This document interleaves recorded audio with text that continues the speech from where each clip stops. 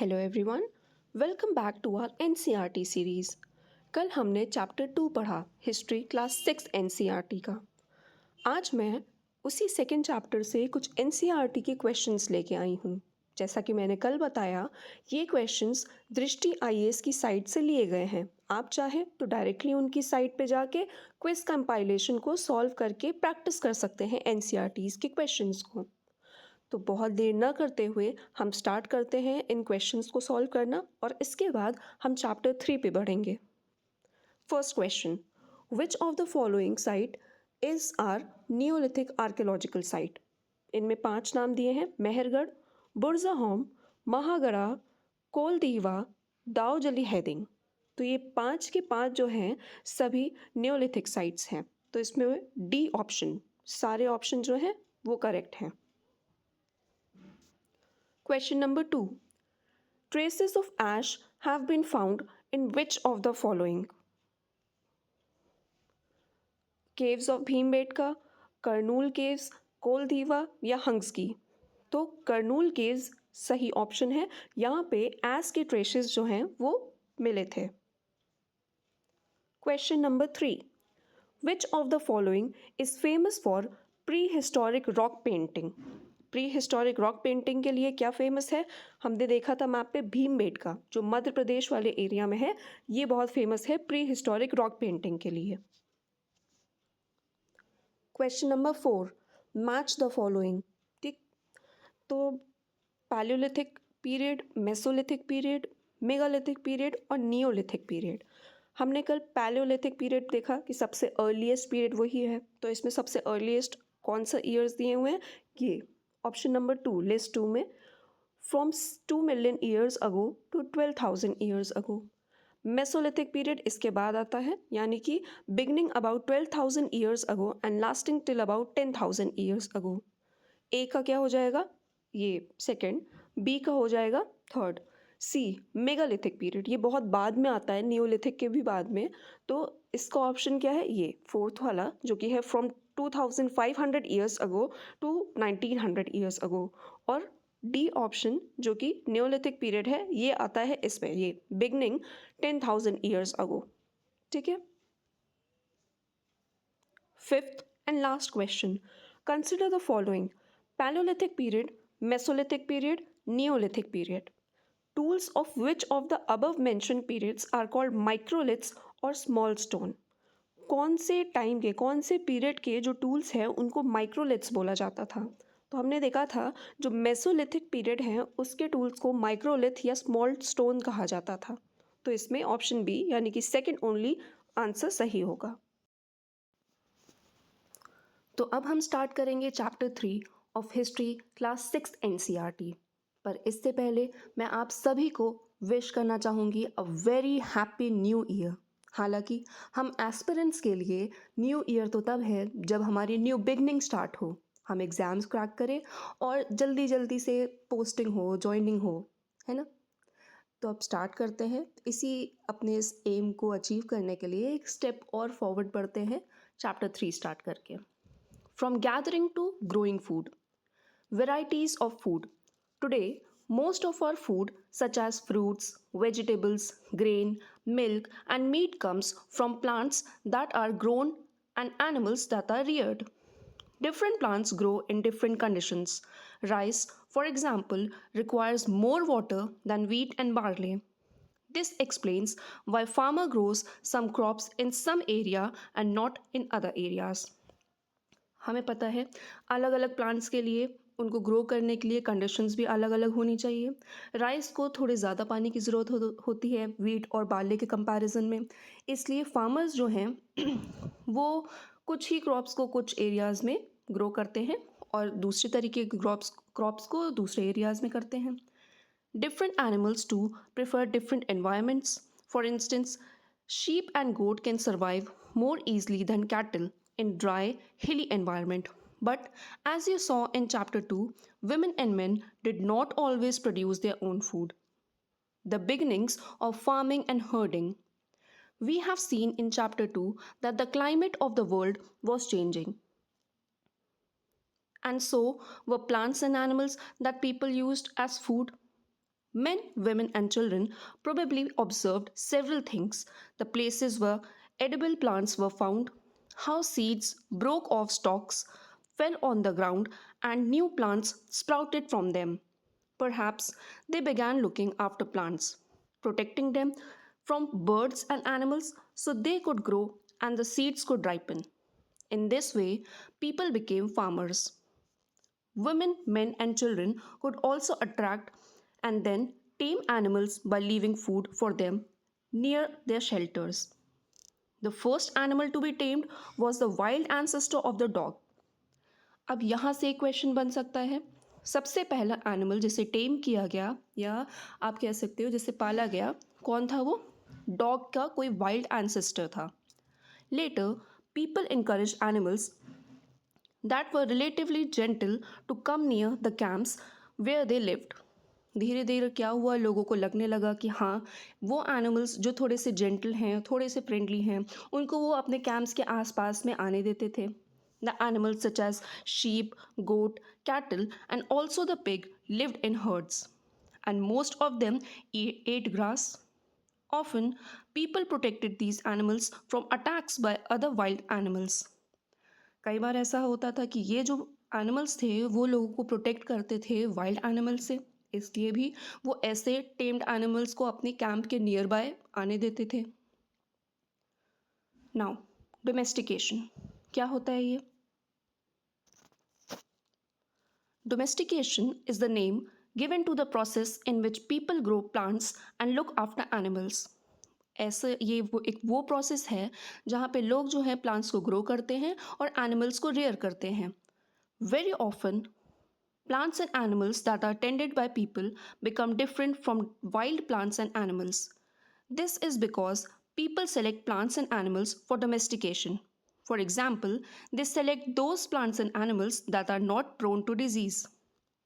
अब डोमेस्टिकेशन भी हम उन्हीं प्लांट्स का या एनिमल्स का कर सकते हैं जिनमें डिजीज़ की कोई ऐसी पॉसिबिलिटी ना हो. ऐसा ना हो कि हम उन्हें टेम कर रहे हैं और उनकी वजह से हमें ही कोई डिजीज़ हो गई, कोई बीमारी हो गई.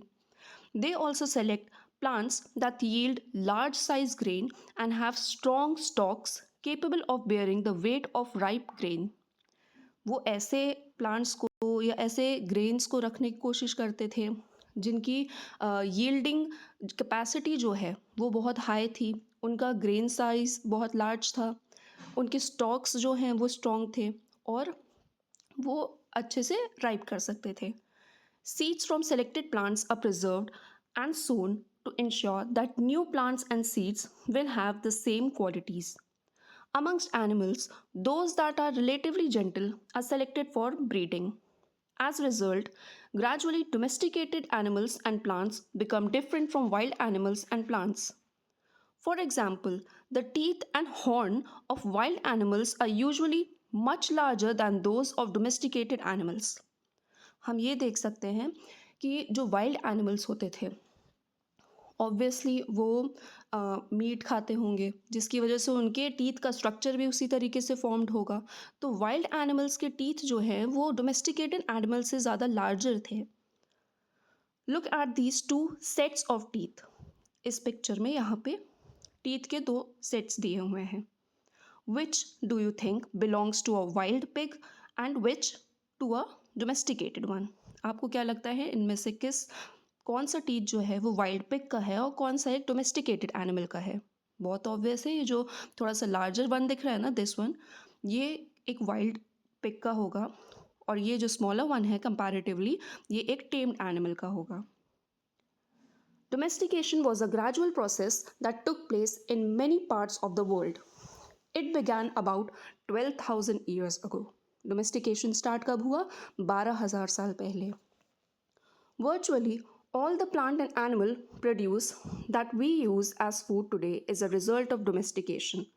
जितने भी इस टाइम पे हम प्लांट्स एनिमल्स देखते हैं उनको प्रोड्यूस करते हैं वो एक तरीके से डोमेस्टिकेशन का ही रिजल्ट है. Some of the earliest plants to be domesticated were wheat and barley. Wheat barley सबसे earliest plants हैं जो हमने domesticate किए हैं और domesticated animals जो earliest हैं वो sheep और goat हैं. Moving on, ways in which grains can used. Grains को किस तरीके से यूज़ किया जा सकता है? सीड के फॉर्म में, फूड के फॉर्म में, गिफ्ट्स के फॉर्म में, स्टोर्ड फॉर फूड, है ना? A new way of life. If you plant a seed, you will notice that it takes some time to grow. हमने सीड ग्रो किया, हमें देखेंगे कि कुछ टाइम लगेगा उसे ग्रो करने में. This may be for several days, weeks, months, and in some cases, years. When people began growing plants, it meant they had to stay in same place for a long time, looking after the plants, watering, weeding, driving away animals and birds till the grain ripened. आप कहीं पे seed grow कर रहे हो तो जाहिर सी बात है आप वहीं उसी के आसपास में काफ़ी लंबे समय तक रहोगे, उसको प्लांट करते हुए देखोगे, उसको वाटरिंग करोगे, है ना, पानी डालोगे उसमें. अगर कोई भी एनिमल या बर्ड्स जो हैं जो उसके अराउंड आ रहे हैं उसको किसी तरीके से र्यून करने के लिए, तो उन्हें आप भगाने का काम करोगे. And then the grain had to be used carefully. As grain had to be stored for both food and seed, people had to think of ways of storing it. Grain आपने आपने वो किया, एक तरीके से जब ग्रो हो गया, अब आपको क्या करना है कि उसे फूड के फॉर्म में स्टोर करना है. आपको उसकी स्टोरिंग के लिए सोचना होगा कि कैसे किया जा सकता है. In many areas, they began making large clay pots or wove baskets, dug pits into the ground. कहाँ कहाँ स्टोर करते थे? लार्ज क्ले पॉट्स में. बास्केट्स वोव करते थे जिसमें रख सकते हैं वो. पिट्स को डग किया, है ना, खोद दिया ग्राउंड को, उसमें रख सकते थे. Storing animals. Animals multiply naturally. Besides, if they are looked after carefully, they provide milk, which is an important source of food and meat whenever required. In other words, animals that are reared can be used as a store of food. Apart from food, what are the other things that could have been obtained from animals? Food के अलावा ऐसी कौन सी चीज़ हैं जो animal से obtain की जा सकती हैं? अब इनिशियली तो स्किन भी ऑब्टेन करते थे, है ना, उससे मान लीजिए बहुत सारी क्लोथ्स ही बनाते थे स्टार्टिंग में. फिर उसके बाद जैसे शीप हो गए, उसके हेयर से वुलन वगैरह बनाई जाती थी, और भी बहुत सारी चीज़ें हैं. Finding out about the first farmers and herders. Turn on map to page 14. Okay, page 14. Let's see. This one, this map. है ना, यहाँ पे sites दिए हुए हैं. Archaeological sites.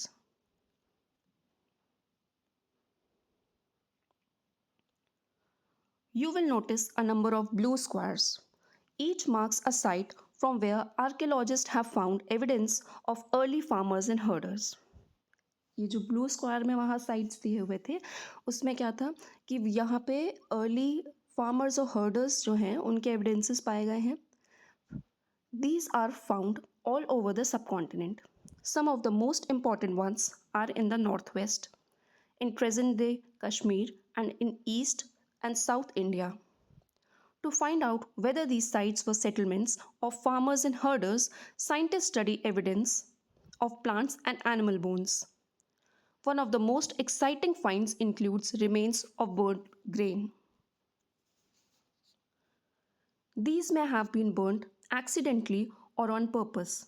Scientists can identify these grains, and so we know that the number of crops were grown in different parts of the subcontinent. They can also identify the bones of different animals. Look at the table below to see where evidence of grain and bones of domesticated animals have been found. तो यहाँ नीचे एक बहुत ही important table दी हुई है. इसमें sites दिए हैं और प्रेजेंट डे ये साइट्स कहाँ पे हैं वो लिखा हुआ है ब्रैकेट्स में. लेफ्ट साइड में grains and bones. It is very important. Sites में किस साइड पे कौन सी चीज़ें पाई गई ये इस टेबल में शो किया है. बहुत बार क्वेश्चंस ऐसे बन जाते हैं कि साइट पे कौन सी चीज़ का एविडेंस मिला है. जैसे फर्स्ट वन, ये देखिए, Mehrgarh in present day Pakistan. यहाँ पे क्या क्या मिला है? Wheat, barley, sheep, goat, cattle. Koldihwa में, जो कि प्रेजेंट डे उत्तर प्रदेश में है, rice, fragmentary animals bone. Mahagara जो कि प्रेजेंट डे उत्तर प्रदेश में है, rice, cattle, hoof marks on clay surface, Gufkral in present day Kashmir. ऐसे भी क्वेश्चन बन जाते हैं कि गुफकुराल इंडिया के किस रीजन में का साइट है ना, कि ये राजस्थान का है, हरियाणा का है, उत्तर प्रदेश का है, तो आपको पता होना चाहिए कि ये कश्मीर का है। वीट एंड लेंटिल पाया गया है यहाँ पे। Burzahom present day Kashmir, wheat and lentil, dog, cattle, sheep, goat, buffalo. Chirand in present day Bihar, यहाँ पे wheat, green gram, barley, buffalo, ox, इन सब के एविडेंसेस मिले हैं। Hallur in present day Andhra Pradesh, यहाँ पे millet, cattle, sheep, goat, pig, इन सब के एविडेंसेस हैं। पयमपल्ली जो कि प्रेजेंट डे आंध्र प्रदेश में है, इसमें black gram, millet, cattle, sheep और पिग, इन सब के एविडेंसेस मिले हैं। There are just some of the sites from which grain and bones have been found. कुछ ऐसे साइट्स भी हैं जहाँ पे सिर्फ ग्रेन्स और बोन्स भी पाए गए हैं।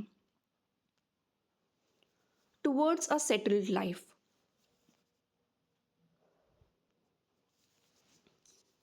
archaeologists have found traces of huts and houses at some sites.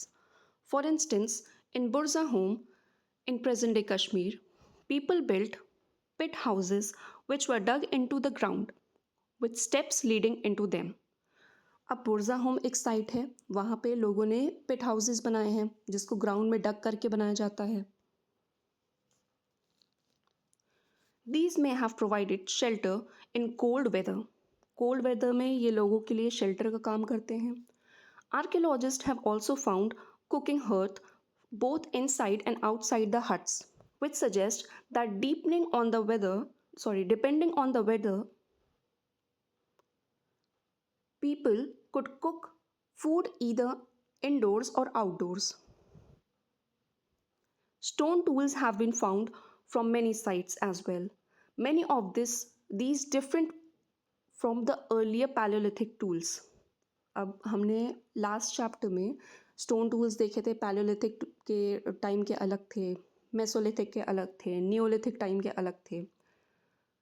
तो अभी जिनकी बात हो रही है वो नियोलिथिक टाइम के स्टोन टूल्स हैं जो कि पैलियोलिथिक टूल्स से बहुत अलग हैं।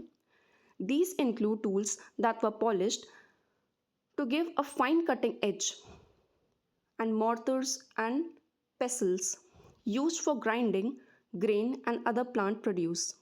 Mortars and pestles are used for grinding grain even today, several thousand years later. At the same time, tools of Paleolithic types continued to be made and used, and remember, some tools were also made of bone.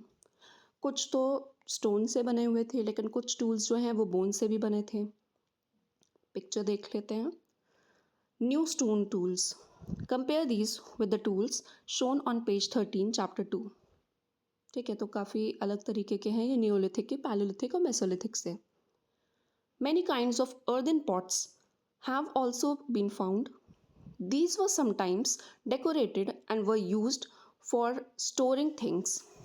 People began using pots for cooking food, especially grains like rice, wheat, and lentil that now became an important part of the diet. Besides, they began weaving cloth using different kinds of materials, for example, cotton, that could now be grown. The things change everywhere and all at once. क्या ऐसा हो सकता है कि सभी जगह पे India के हर रीजन में, north, south, east, west, central, सब में सेम तरीके के चेंजेस एक ही टाइम पे आए? Not quite.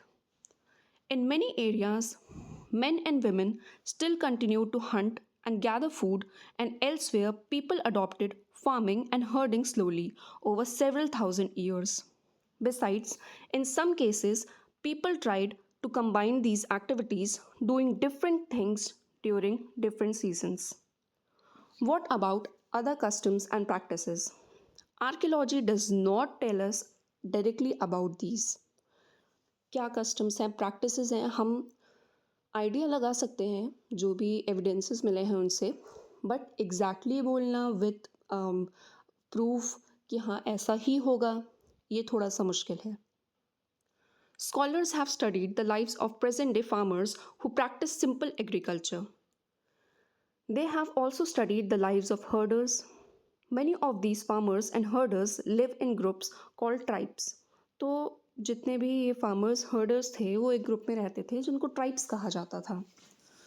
Scholars find that they follow certain customs and practices that may have existed earlier as well. अभी भी हम ट्राइबल पीपल के कस्टम्स प्रैक्टिसेस बहुत डिफरेंट हैं हमारे यहाँ के लोगों से, मतलब नॉर्मल जो सिटी एरिया में या विलेज एरिया में रहते हैं सॉरी, उनसे काफ़ी अलग है. तो उस टाइम पे भी काफ़ी अलग था. यहाँ पे देखिए एक पॉट दिया हुआ है ना, जार, जिसमें फूड हो सकता है वो लोग स्टोर करते होंगे, ग्रेन स्टोर करते होंगे. Not tribes. Usually, 2 or 3 generations live together in small settlements or villages. अब tribes क्या हैं कि कम से कम 2 से 3 जनरेशन के लोग एक किसी स्मॉल सेटलमेंट में या विलेज में रह रहे हैं. Most families are related to one another and groups of such families form a tribe. बहुत सारी फैमिलीज जो हैं वो आपस में रिलेटेड भी होंगी, जो ग्रुप्स हैं वो रिलेटेड होंगे, और इन कलेक्टिवली इन फैमिलीज को ट्राइब्स कहा जाता है. Members of a tribe follow occupations such as hunting, gathering, farming, herding, and fishing. Usually, women do most of the agricultural work, including preparing the ground, sowing seeds, looking after the growing plant, and harvesting grain. Children often look after plants, driving away animal and birds that might eat them. क्या होता है इसमें आसपास में हमने देखा, main जो हैं वो hunting, gathering, farming, herding, fishing ये सारी चीज़ें कर रहे हैं. विमेन जो हैं वो क्या कर रही हैं, सो कर रही हैं सीड्स वगैरह को, है ना, प्लांट्स को ग्रो करने में, हार्वेस्ट करने में थोड़ा सा उनका भी रोल है. चिल्ड्रन क्या कर रहे हैं, एनिमल्स को या बर्ड्स जो हैं क्रॉप्स के आसपास जो घूम रहे हैं उनको ड्राइव अवे कर रहे हैं. They are also looking after the plants. Women also thresh, husk, and grind grain. Men usually lead large herds of animals in search of pasture. Children often look after small flocks. The cleaning of animal and milking is done by both men and women. Both women and men make pots, baskets, and tools and huts. They also take part in singing, dancing, decorating their huts. Some men are regarded as leaders. They may be old or experienced, or young, brave warriors, or priests. Old women are respected for their wisdom and experience. Tribes have rich and unique cultural traditions, including their own language, music, stories, and paintings. They also have their own god and goddesses. अब ये जो tribal लोग हैं, tribes जो हैं, है ना, इनके खुद के भी गॉड गॉडेसेस हैं. ये एक तरीके से इनकी कल्चरल ट्रेडिशंस में क्या क्या आ जाता है, इनका खुद की लैंग्वेज होती है, म्यूज़िक होती है, स्टोरीज, पेंटिंग्स होती हैं. What makes tribes different from many other societies? You will be studying about that. Land, forest, grasslands, and water are regarded as a wealth of entire tribe, and everybody shares and uses these together. There are no sharp differences between the rich and poor. अब इन tribes में किसी rich और poor का कोई ऐसा बहुत sharp differences नहीं थे. A closer look, living and dying in Mehrgarh. अब ये एक पर्टिकुलर साइट है मेहरगढ़ जो कि पाकिस्तान में है. This site is located in fertile plain near Bolan Pass, which is one of the most important routes to Iran. Mehergarh was probably one of the places where women and men learned to grow barley and wheat and rear sheep and goats for the first time in this area. अब मेहरगढ़ ऐसा reason है, ऐसी जगह है जहाँ पहली बार women man ने बार्ले और वीट ग्रो किया था और शीप एंड गोट्स को रेयर किया था. It is one of the earliest villages that we know about. Archaeologists who excavated the site found evidences of many kinds of animal bones from the earliest levels. These included bones of wild animals such as deer and pig. In later levels, they found more bones of sheep and goat, and in still later levels, cattle bones are most common. तो यहाँ पे क्या क्या मिला? Bones मिले, है ना, wild animals के, डियर के, पिग के, शीप, गोट हो गए, इन सब के। बाद में मतलब ये बहुत कॉमन हो गया कि कैटल्स के भी मिलने लगे, suggesting that this was the animal that was generally kept by the people. अब ये जो बोन्स मिल रहा है इससे हमें क्या पता लगेगा कि जो लोग वहाँ पे रहते थे वो किस टाइप के एनिमल्स को अपने आसपास रखते थे, उनको डोमेस्टिकेट करते थे। यहाँ बॉक्स में दिया है village. One of the distinctive features of village is that most people who live there are engaged in food production. Earlier and later levels.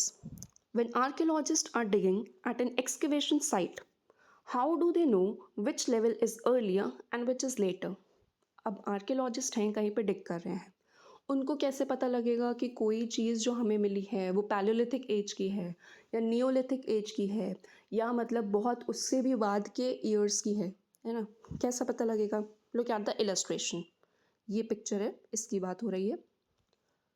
Suppose people first start living on flat land. ठीक है, तो suppose करिए कि कोई flat land है, वहाँ पे लोग जो हैं रह रहे हैं। Over the years the surface will gradually rise. क्या होगा? वहाँ पे रहते रहते सरफेस थोड़ा सा राइज करेगा, because people discard waste material, है ना, वेस्ट वगैरह पीपल जो हैं, लोग जो हैं वो वहाँ पे डिस्कार्ड करेंगे। And generally stay and rebuild houses in the same place. वहाँ पे रहते हुए वो हाउस भी बिल्ड करेंगे। After hundreds of years this led to the formation of mound.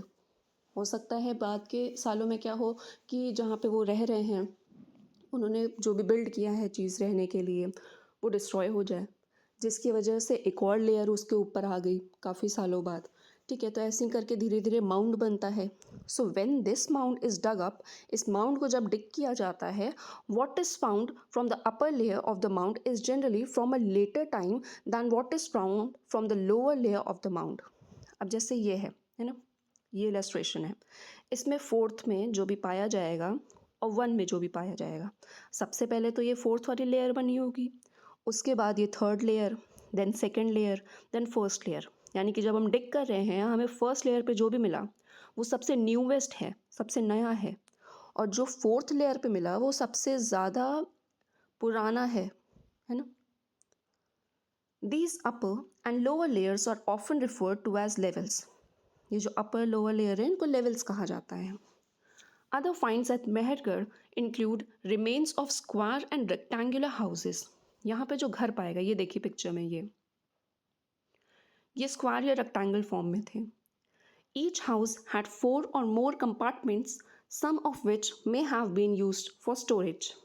अब हर एक घर में ये 4 कंपार्टमेंट्स आपको दिख रहे हैं, ये 4 कंपार्टमेंट्स हैं। ठीक है, इनको स्टोरेज की तरीके से भी यूज़ किया जा सकता था, किया गया होगा। When people die, their relatives and friends generally pay respect to them. People look after them, perhaps in the belief that there is some form of life after death. Burial is one such arrangement. Burial क्या है? किसी की death हो गई है तो उसको बरी कर दिया, लेकिन बहुत जगह पे किसी एक इंसान के स्केलेटन के साथ साथ एनिमल्स के स्केलेटन भी पाए गए, यूटेंसिल्स भी पाए गए, कुछ ऑर्नामेंट्स भी पाए गए। तो एक तरीके का ये बिलीव था कि डेथ के बाद भी एक लाइफ है। तो इंसानों के साथ साथ यूटेंसिल्स या ऑर्नामेंट्स या कोई एनिमल्स रखे गए कि इन केस उनको भूख लगे तो उसको खा लें। ऐसा एक थॉट था कि डेथ के बाद भी एक लाइफ है ना। Several burial sites have been found at Mehrgarh. Mehrgarh जो कि पाकिस्तान की एक आर्कियोलॉजिकल साइट है, यहाँ पे भी बहुत सारे बरियल साइट्स पाए गए।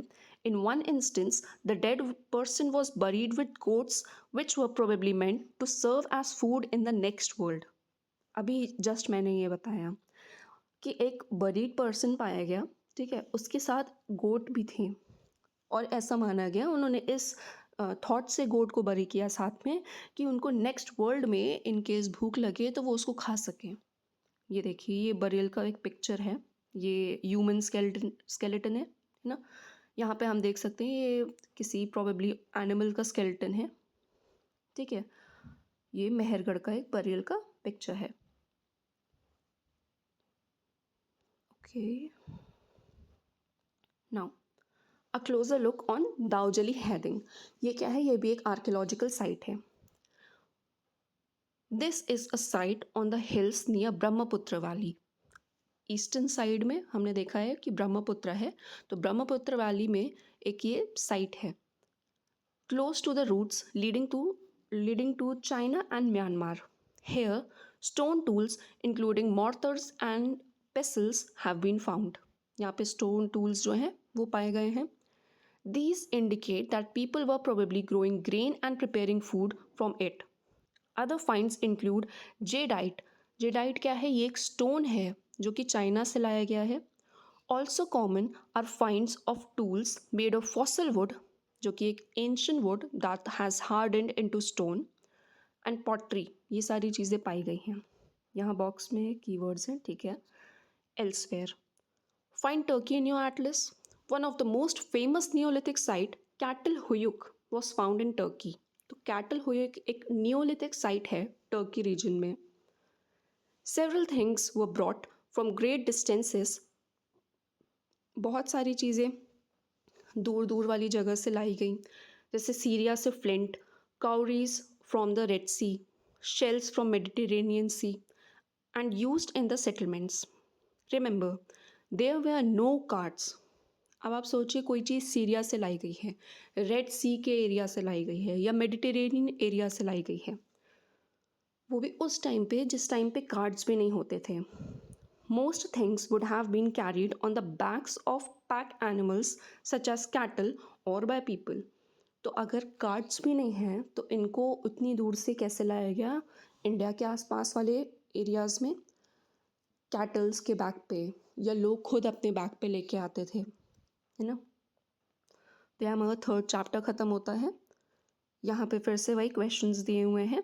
आप लोग को अगर आंसर राइटिंग प्रैक्टिस करनी हो और नहीं स्टार्ट किया, आपने बहुत स्टार्ट कर दिया तब तो ठीक है, स्टार्ट नहीं किया है तो आप एक बिल्कुल बेसिक से स्टार्ट कर सकते हैं ताकि लिखने की थोड़ी सी प्रैक्टिस हो जाए।